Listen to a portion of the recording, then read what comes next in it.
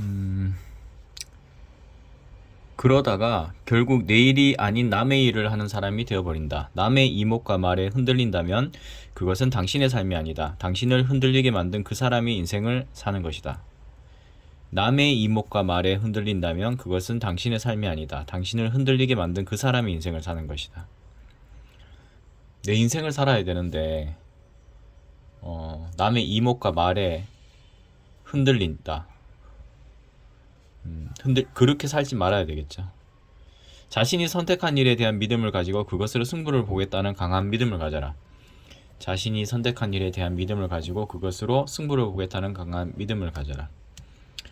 저도 하나 준비 중에 있는데 진짜 그걸로 승부를 걸어보려고 합니다. 그 대신 급하게 생각하지 아니하고 차분히 하나씩 해나가려고 합니다. 그러면 어떤 상황이 닥쳐도 흔들리지 않고 강인하게 대처할 수 있다. 그 누구도 우리의 탁월한 태도를 흔들어 놓을 수 없다. 더구나 당신이 잘 되면 당신에 대한 평가도 달라진다. 다른 사람의 말이 아닌 당신의 업적을 통해 평가가 바뀌어야 한다. 뭐 말로 저 사람 잘하네 그게 아니라 그 사람이 한 업적을 통해 가지고 저 사람이 고생해서 저렇게 했구나. 그렇게 들어야 된다는 얘기죠. 현명하게 일하는 사람들은 공통적으로 그러한 생각을 하고 있다. 탁월한 태도가 탁월한 내일을 만든다. 탁월한 태도란 뭘까요? 1992년 10월 10일 이화여대 교정이 들썩였다. 당시 한참 인기를 끌던 서태지와 아이들이라도 나타난 것일까? 아니면 교정에서 인기 드라마 촬영이라도 한 것일까?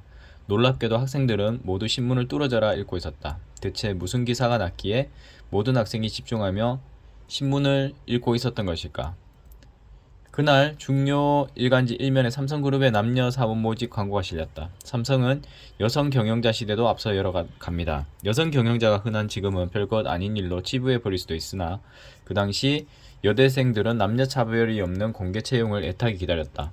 당시만 해도 여성들에게 대기업 입사는 꿈같은 일이었다. 대부분의 기업이 서류 전형 단계에서부터 여성을 받지 않거나 모집 직종에서 남녀를 구분했다. 여성이 응시할 수 있는 분야는 디자인, 비서, 소프트웨어 분야 등에 국한되어 있었다. 그로 인해 많은 여대생이 취업을 포기하고 결혼을 하곤 했다. 그나마 남녀차별이 없던 언론사나 공무원 시험에 지원하는 게 고작이었다. 상황이 그러했으니 삼성의 발표에 여대생들이 폭발적인 반응을 보이는 것은 당연했다. 전체 지원자 1만 1,600명 중 13%인 1,510명이 여성이었다.